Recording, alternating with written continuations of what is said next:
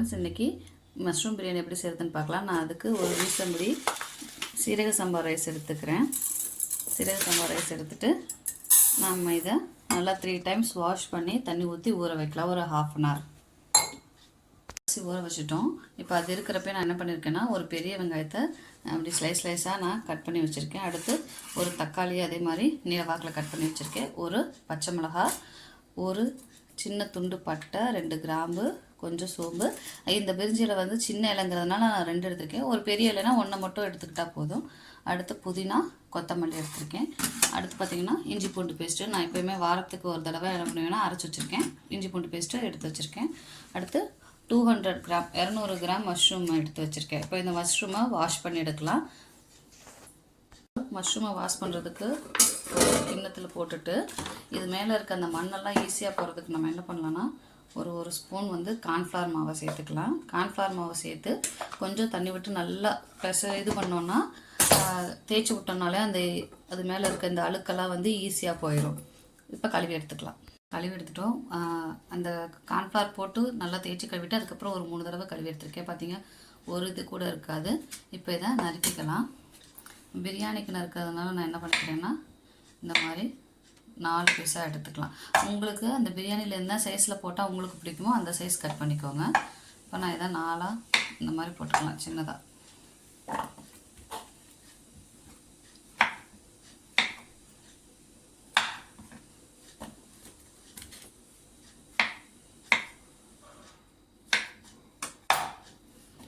பிரியாணிக்கு நான் என்ன பண்ணிக்க போகிறேன்னா, ஒரு 5-6 வெங்காயம், சின்ன வெங்காயம் எடுத்திருக்கேன். இந்த சின்ன வெங்காயம் நம்ம எடுத்து வச்சுருக்க கொத்தமல்லி புதினாவோட ஒரு பாதியை வந்து எடுத்து அரைச்சிக்க போகிறேன். பாதி அளவு புதினாவும் பாதி அளவு கொத்தமல்லியும் எடுத்து நான் இதை அரைச்சி எடுத்துக்க போகிறேன் பேஸ்டாட்டை. நான் கொஞ்சோண்டு தண்ணி விட்டு நல்லா பேஸ்டாட்டை அரைச்சி எடுத்துக்கிட்டேன். இப்போ இதை எப்படி செய்யறதுன்னு பார்க்கலாம். அடுப்பு பற்ற வச்சு நல்லா அடி கனமான பாத்திரம் இல்லைன்னா குக்கர் வச்சுக்கலாம். வச்சுட்டு குக்கரை வந்து காயட்டும், எண்ணெய் ஊற்றிக்கலாம்.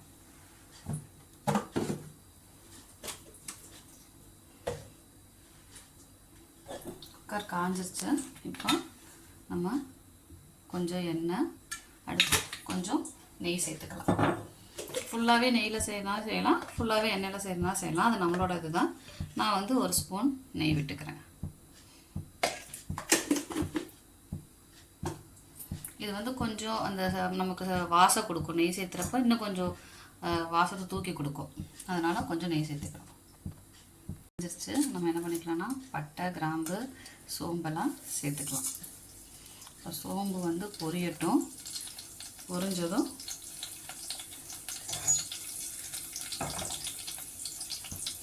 இப்போ பொரியுது. இப்போ நம்ம என்ன சேர்த்துக்கலாம்னா, நறுக்கி வச்சுருக்க வெங்காயத்தை சேர்த்துக்கலாம்.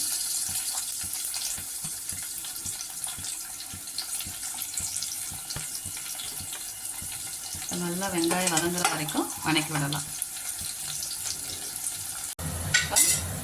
வெங்காயம் வந்து பொன்னிறமாயிடுச்சு. பொன்னிறமானோன்னு என்ன பண்ணோன்னா, ஒரு பச்சை மிளகாயும் எடுத்து வச்சுருக்க தக்காளியும் போட்டு நல்லா வதக்கிக்கலாம். இந்த தக்காளி வதங்குற அளவுக்கு வதக்கலாம் லேசாக. நான் ஒரு 3/4 ஸ்பூன் இஞ்சி பூண்டு பேஸ்ட்டு சேர்த்திருக்கேன். இதோட பச்சை வாசனை போகிற வரைக்கும் வதக்கிக்கலாம். பச்சை வாசனை போயிடுச்சு. நம்ம இப்போ வந்து அரைச்சி வச்சுருக்கோம் இல்லையா, கொத்தமல்லி, புதினா, வெங்காயம், அந்த பேஸ்ட்டை இதில் சேர்த்துக்கலாம்.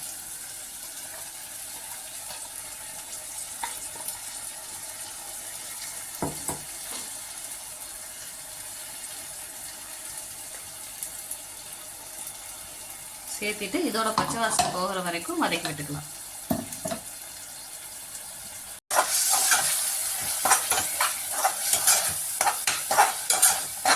கொத்தமல்லி புதினாவோட பச்சை வாசம் போயிடுச்சு. இப்போ நம்ம என்ன பண்ணிக்கலாம்னா, இதுக்கான மசாலா சேர்த்துக்கலாம்.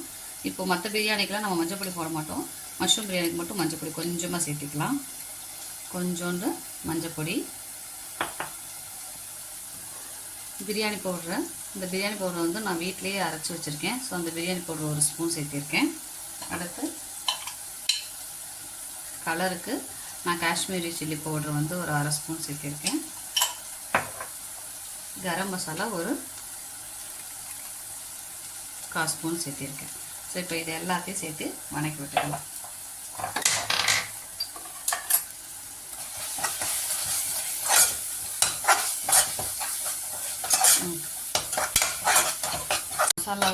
பச்சை வாசம்லாம் போயிடுச்சு.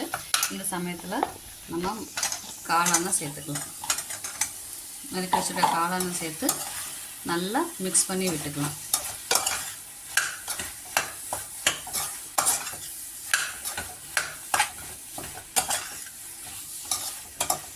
காளான் வந்து ரொம்ப இது பண்ணிங்கன்னா உடஞ்சிடும். ஸோ அதனால் இப்படி சைடில் எடுத்துக்கிட்டு மிக்ஸ் பண்ணிக்கலாம். இப்போ ஒரு 2 நிமிஷம் அந்த காளானோட தண்ணியிலேயே இது வேகட்டும். இப்போ ஒரு 2 மினிட்ஸ் கழித்து பார்த்தீங்கன்னா 2 to 3 மினிட்ஸ் பார்த்தீங்கன்னா தண்ணியாக வந்துருக்கோம். அந்த மஷ்ரூம்லேருந்து தண்ணி வெளியே வந்து கொஞ்சம் நேரம் வெந்திருக்கு. ஸோ இந்த சமயத்தில் ஒரே ஒரு ஸ்பூன் மட்டும் தயிர் சேர்த்துக்கலாம். ரொம்ப வேண்டாம், ஒரே ஒரு ஸ்பூன் மட்டும் தயிர் சேர்த்து மிக்ஸ் பண்ணி விட்டுட்டு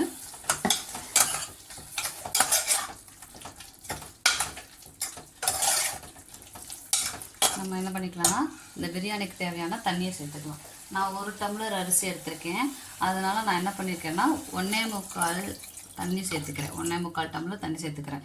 ஏன்னா நார்மலாக 1 டம்ளர் அரிசினா 2 டம்ளர் தண்ணி சேர்த்துக்குவோம். இது நமக்கு பிரியாணிங்கிறப்ப ஒரு 1/4 டம்ளர் நம்ம கம்மியாக வச்சிட்டோம்னா சாதம் வந்து குறையாது. ஸோ 1.25 டம்ளர் தண்ணி எடுத்துக்கலாம்.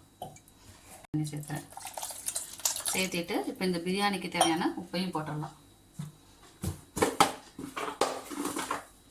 இப்போ நீங்கள் உப்பு போட்டுட்டு அந்த நல்லா மிக்ஸ் பண்ணிவிட்டு அந்த உப்பை டேஸ்ட் பார்த்துக்கோங்க. ஒரு உப்பு வந்து அதிகமாக இருக்கணும். அந்த தண்ணியில் ஒரு உப்பு வந்து அதிகமாக இருந்துச்சுன்னா நம்ம சாதம் போடுறப்ப சாதம் வெந்து வரப்போ நமக்கு உப்பு கரெக்டாக இருக்கும். இப்போ இதை டேஸ்ட் பார்த்துக்கலாம். ஒரு உப்பு அதிகமாக இருக்கும். ஸோ இப்போ இந்த தண்ணி கொதிக்கட்டும், அரிசியை சேர்த்துக்கலாம். 2 மினிட்ஸ் கழித்து பார்த்தோன்னா நல்லா கொதிச்சு வந்திருக்கு. ஸோ இந்த சமயம் நம்ம கழுவி எடுத்து வச்சுருக்க அரிசியை சேர்த்துக்கலாம்.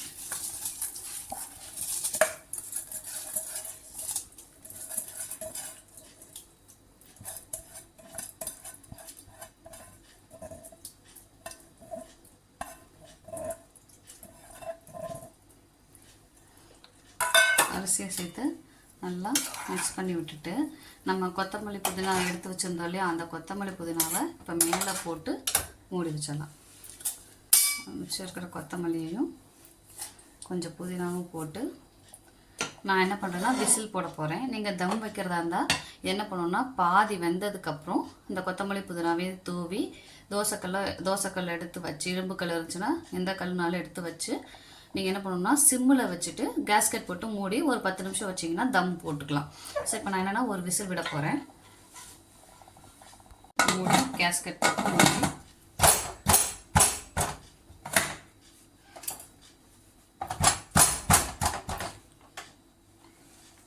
விசில் போட்டு ஒரே ஒரு விசில் விட்டால் போதும். அதுக்கு மேலே விட்டோம்னா குழஞ்சிரும். ஒரு விசில் போட்டுட்டு அதை ஆஃப் பண்ணிவிட்டு அந்த ப்ரெஷர் மட்டும் எடுக்காமல் அதுவாக அடங்குற வரையும் வச்சு எடுத்துக்கலாம். ஓப்பன் பண்ணி பார்த்தோம்னா நமக்கு பிரியாணி ரெடி. நல்லா வெந்து வந்துருக்கோம்.